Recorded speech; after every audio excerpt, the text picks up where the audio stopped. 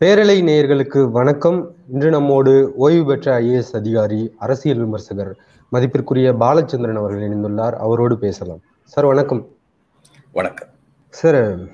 தமிழகத்தில் நேற்று கிட்டத்தட்ட 51 IAS அதிகாரிகள் இடமாற்றம் நிகழ்ந்திருக்கிறது.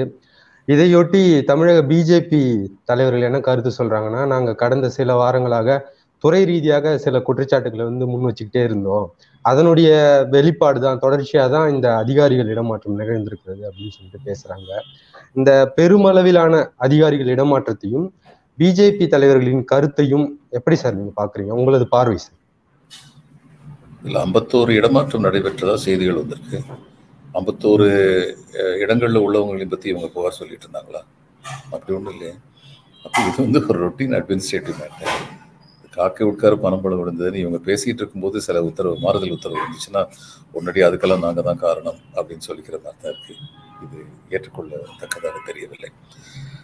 நிர்வாகத்தில் இப்போ இத்தகைய பணிமாற்றங்கள் தவிர்க்க இயலாதவை. இப்போ நீங்கள் IASன்னு சொல்லி எடுத்துக்கிட்டிங்கன்னா அவங்க முதல்ல சார்பு ஆட்சியராக சப் கலெக்டராக 2 வருஷம் இருப்பாங்க. அதுக்கப்புறம் அடுத்த 2 வருஷம் கூடுதல் ஆட்சியராகவோ அல்லது இந்த பப்ளிக் செக்டருக்கு MD-ஆகவோ அல்லது டைரக்டரேட் எதுலையாவது டைரக்டராகவோ பதவி வைப்பாங்க. ஏறக்குறைய 8 வருஷம் 9 வருஷத்துக்கு அப்புறம் அவங்க மாவட்ட ஆட்சியராக நியமிக்கப்படுவாங்க. 2-3 வருஷம் மாவட்ட ஆட்சியராக இருந்ததுக்கப்புறம் டைரக்டராகவோ 15 ஆண்டுகள் முடிந்து 16வது ஆண்டு வரும்போது செயலாளராக நியமிக்கப்படுவார்கள். செயலாளர்லேயும் அவங்க 3 வருஷம் 4 வருஷத்துக்கு அப்புறம் மாற்றம் நடந்துகிட்டே இருக்கும். சில தவிர்க்க முடியாத காரணங்கள்னால மாற்றங்கள் தள்ளி வைக்கப்படலாம்.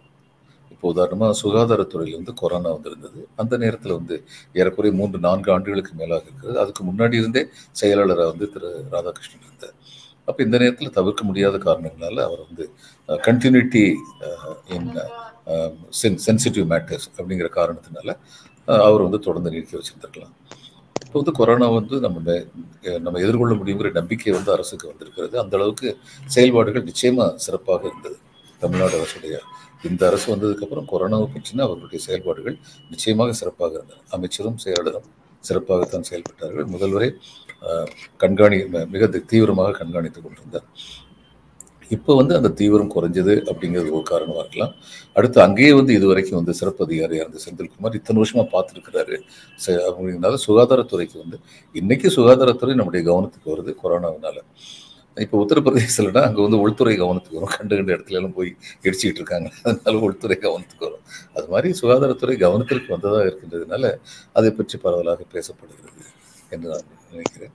சில நெடுஞ்சாலைத்துறை, சுகாதாரத்துறை, காவல்துறை, இந்த மாதிரி கல்வித்துறை, இந்த மாதிரி இடங்கள்ல எங்கே பப்ளிக் இன்டராக்ஷன் அதிகமாக இருக்கிறதோ, எங்கு மிக அதிகமான நிதி கையாளப்படுகின்றதோ அங்கேயெல்லாம் எதிர்க்கட்சிகள் கண்கொத்தி பாம்பாக கண்காணித்து கொண்டிருப்பார்கள்.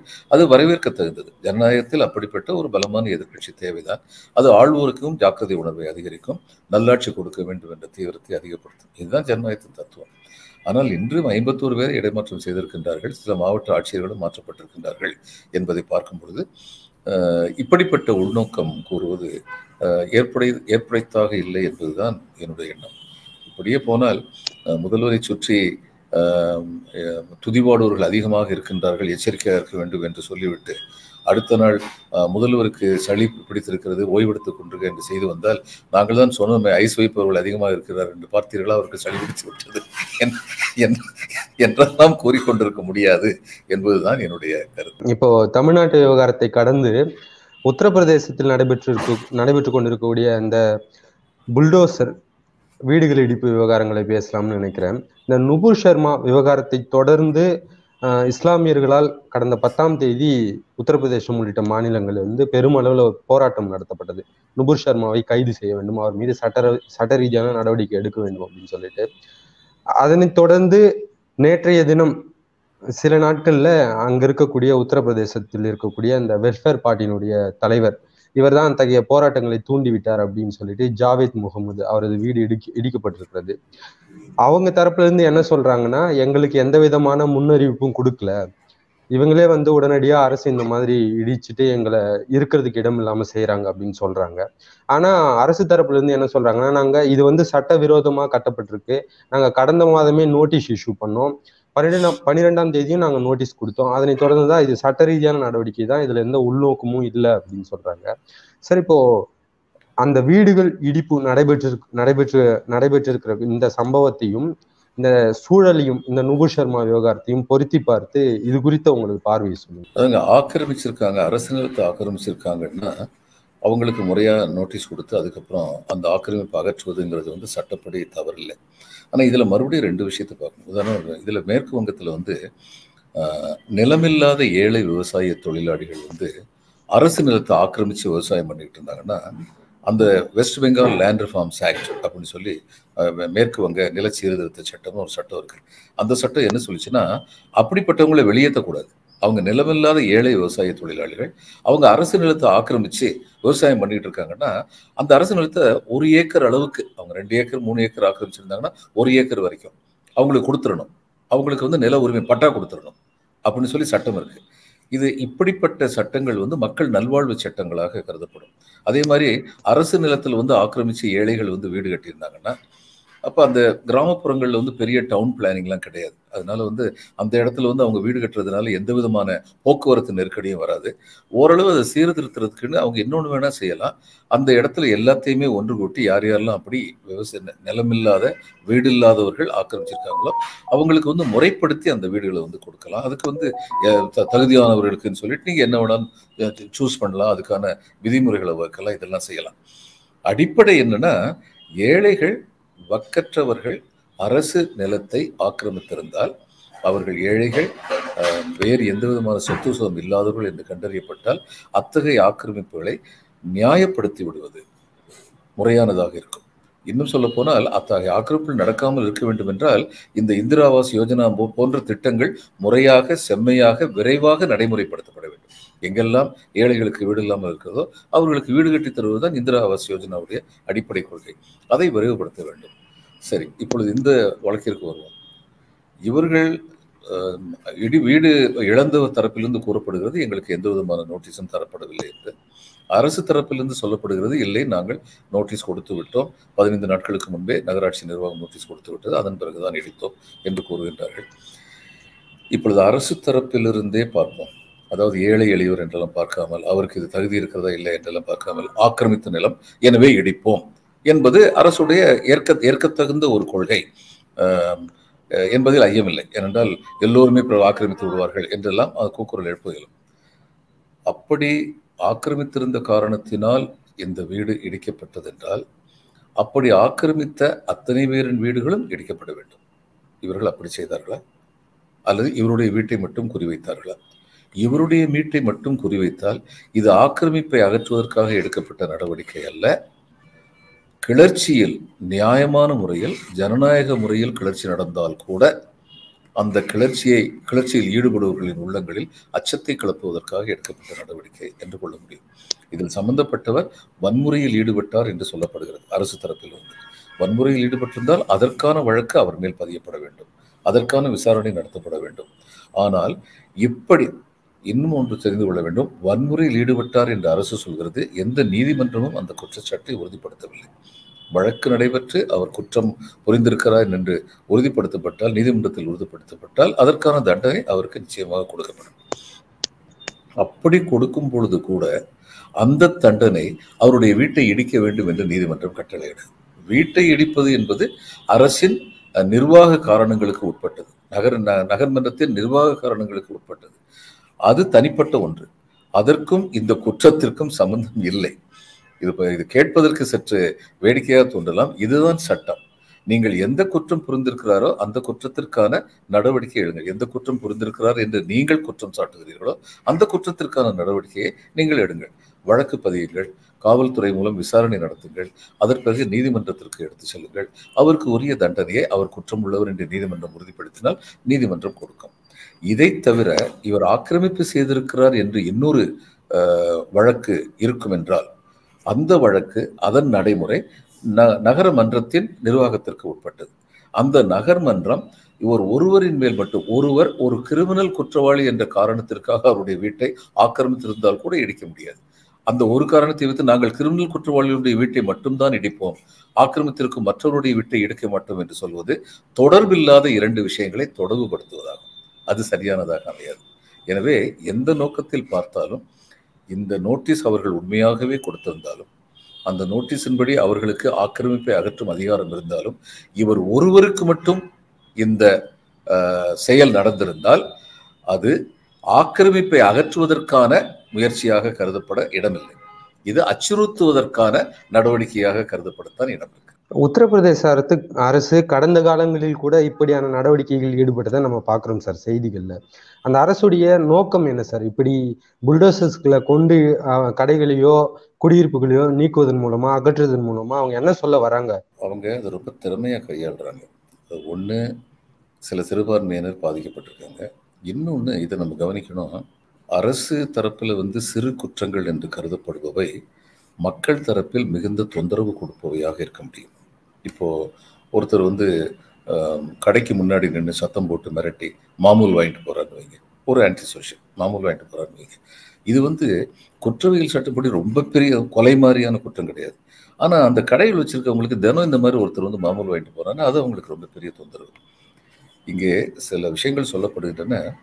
இப்படிப்பட்ட குற்றங்கள் புரியும் சிறு குற்றவாளிகள் என்று சட்டத்தின் முன் கருதப்படுபவர்கள், ஆனால் மக்களுக்கு மிக தொந்தரவு கொடுப்பவர்களாக இருக்கின்றவர்கள் ஒரு குறிப்பிட்ட கட்சியின் ஆதரவாளர்களாக, ஒரு குறிப்பிட்ட ஜாதியை சேர்ந்தவர்களாக, பெரும்பான்மையினர், எல்லோரும் இல்லை, பெரும்பான்மையினர் ஒரு குறிப்பிட்ட ஜாதியை சேர்ந்தவர்களாக இருக்கின்றார்கள் என்று கண்டறியப்பட்டு அதன் காரணமாக அவர்கள் மேல் புல்டோசர் போன்ற நடவடிக்கைகள் மேற்கொள்ளப்பட்டதாக ஒரு செய்தி சொல்லப்பட்டது.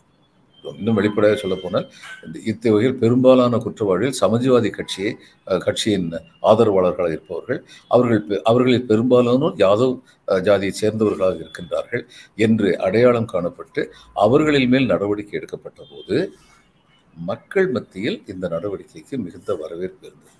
என்றால் மக்கள், இதற்கு பல காரணங்கள் இருக்கின்றன. நாம் எல்லாம் நீதிமன்றத்திற்கு செல்லுங்கள் என்று எளிதாக சொல்லிவிட முடியும். ஆனால் நீதிமன்றத்தில் நீதி கிடைப்பது என்பது அவ்வளவு எளிதான செயலாக இன்று இல்லை. வருடக்கணக்கில் தொடர்ந்து கொண்டிருக்கும். கொலை குற்றவாளி கூட 2 அல்லது 3 வாரங்களில் ஜாமீன் பெற்று வந்துவிட்டால் அந்த வழக்கு முடியும் வரை அவர் சுதந்திரமாகத்தான் தெரிவார். எத்தனையோ ஹார்டன்டு கிரிமினல்ஸ் என்று சொல்வோம், கைதேர்ந்த குற்றவாளிகள் பல பேர் இப்படிப்பட்ட ஜாமீன் வாங்கி கொண்டு தொடர்ந்து மக்களை அச்சுறுத்தி கொண்டிருப்பதாக பல செய்திகளை நாம் கேள்விப்பட்டிருக்கிறோம், படித்திருக்கிறோம். எனவே மக்களை பொறுத்த மட்டில் குயிக் ஜஸ்டிஸ், உடனடியான தீர்வு என்று சந்தோஷப்படுவார்கள். எது இந்த மக்களுக்கு தெரியவில்லை என்றால், இன்று குற்றவாளியாக கருதும் ஒருவரை சட்டத்திற்கு அப்பாற்பட்டு தண்டிப்பதற்கு அரசு முடிவெடுத்து விட்டதென்றால் குற்றமற்றவரையும் அப்படியே சட்டத்திற்கு அப்பாற்பட்டு ஒரு நாள் அது தண்டிக்கும். அன்று உங்களுக்கு சார்பாக பேசுவதற்கு யாரும் இல்லாமல் போய்விடுவார்கள் என்பது மக்களுக்கு தெரியாது. இதுதான் உத்தரப்பிரதேசத்தில் நடந்து கொண்டிருக்கின்ற கொடுமை என்று நான் கருதுகின்றேன். எதுவுமே சட்டத்திற்கு உட்பட்டுத்தான் நடக்க வேண்டும். Justice delayed is justice denied. தாமதப்படுத்தப்பட்ட நீதி மறுக்கப்பட்ட நீதி என்று கூறுவார்கள். அப்படியானால் அப்படி ஏன் தாமதப்படுத்தப்படுகின்றது என்ற காரணங்களை கண்டறிந்து தாமதத்தை தடுப்பதற்கான கடமை அரசுக்கு உண்டு. அதை விட்டுவிட்டு இந்த சிஸ்டமே இப்படி இருக்கிறது, அதனால் எனக்கு தெரிந்த வழியில் கொஞ்சம் காட்டுத்தனமாக நடந்து கொள்கிறேன் என்று அரசே முயற்சி செய்யும் என்றால் அது மிக மிக தவறான ஒரு முன்னோட்டம். அப்படி இருக்கக்கூடாது. ஒன்று சொல்வார்கள், டெரரிசம் என்பதை பற்றி என்ன சொல்வார்கள், இந்த நாட்டில் பலவித பயங்கரவாத செயல்களை பற்றி நாம் பத்திரிகை படிக்கிறோம், ஊடகங்களில் காணுகின்றோம். நிர்வாகத்தில் சொல்வார்கள், the state should be the most powerful terrorist. அதாவது இருப்பதில் மிக பயங்கரவாதத்திற்கான ஆற்றல் மிகுந்ததாக அரசு இருக்க வேண்டும். அப்படிப்பட்ட ஒரு ஆற்றலை வைத்துக்கொண்டு அரசு பயங்கரவாதத்தில் ஈடுபடக்கூடாது. இதற்கு என்ன பொருள் என்றால், இப்பொழுது நான் ஒரு மாவட்ட ஆட்சியராக இருக்கின்றேன். எனக்கு தெரிகிறது ஒருவர் மிகுந்த அநீதி செயல்களில் ஈடுபடுகிறார் என்று.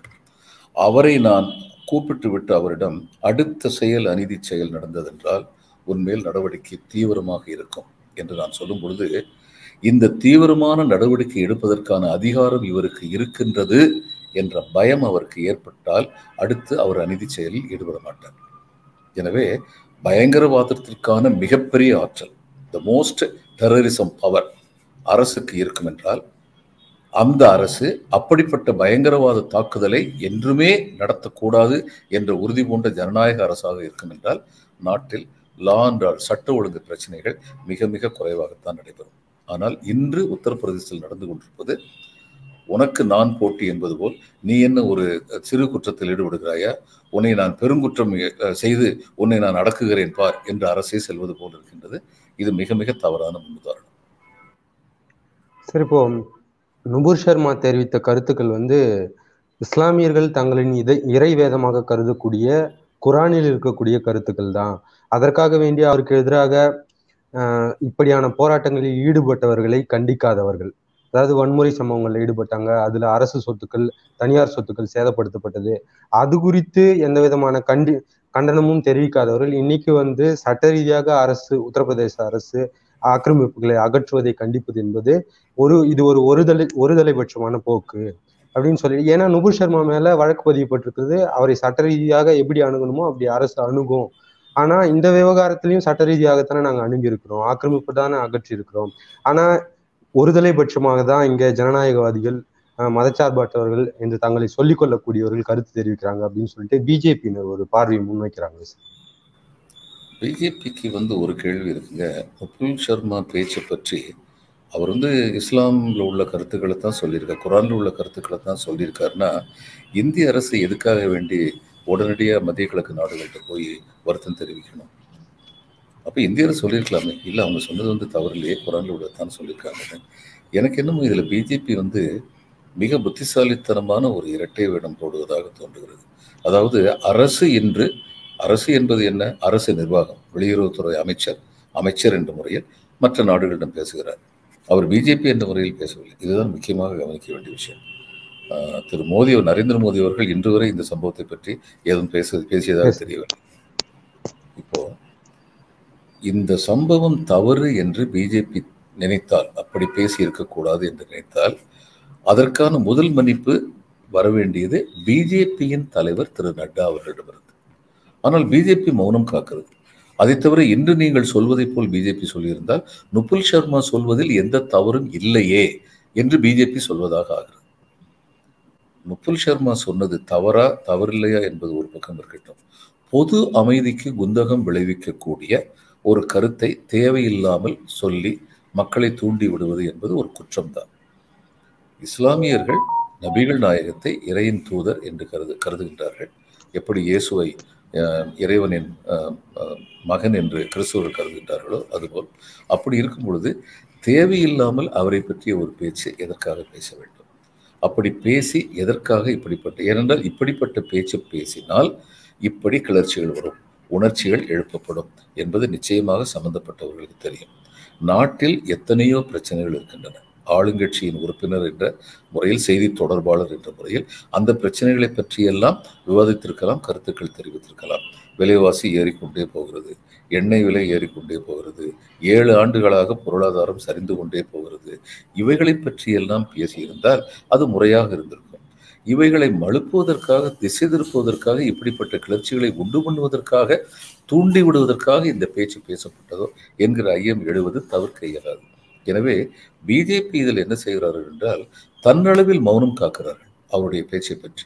பிஜேபி என்ற அரசியல் கட்சியின் தலைவர் இன்று வரை அதை பற்றி ஏதும் பேசவில்லை. பிஜேபி நடத்துகின்ற அரசின் பிரதம மந்திரி இன்று வரை அதை பற்றி எந்த கருத்தும் கூறவில்லை.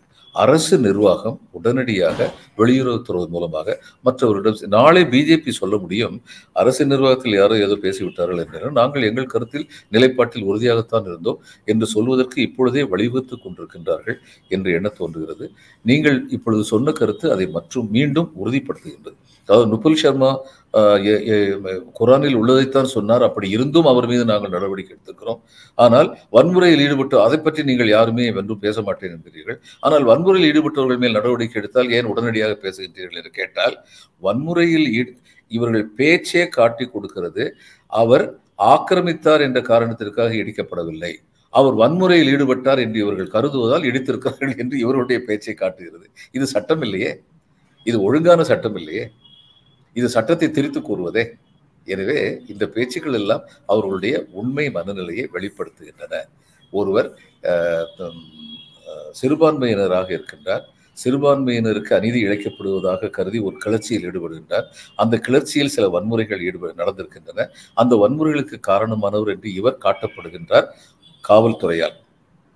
நீதிமன்றம் எந்த தீர்ப்பும் சொல்லாத வேளையில் அவரது வீடு ஆக்கிரமித்திருக்கிறார் என்ற காரணத்திற்காக இடிக்கப்படுகின்றது. ஆனால் இவர்கள் சொல்லும் பொழுது வன்முறையில் ஈடுபட்ட ஒருவரது வீடு இடிக்கப்படும் போது மட்டும் ஏன் நீங்கள் உடனடியாக கூக்குரல் எழுப்புகின்றீர்கள் என்று இவர்கள் சொன்னால் இது தெளிவாகிறது. வன்முறையில் அவர் ஈடுபட்டார் என்று இவர்கள் நம்புவதன் காரணத்திற்காக மட்டும்தான் அவரது வீட்டை இடித்திருக்கிறார்கள். ஆக்கிரமிப்பாளர் என்ற அளவில் இடிக்கவில்லை என்று இவர்களே என் அப்பன் குதிரைக்குள் இல்லை என்று சொல்லிவிட்டார்கள் என்று பொருள். சரிங்க சார்.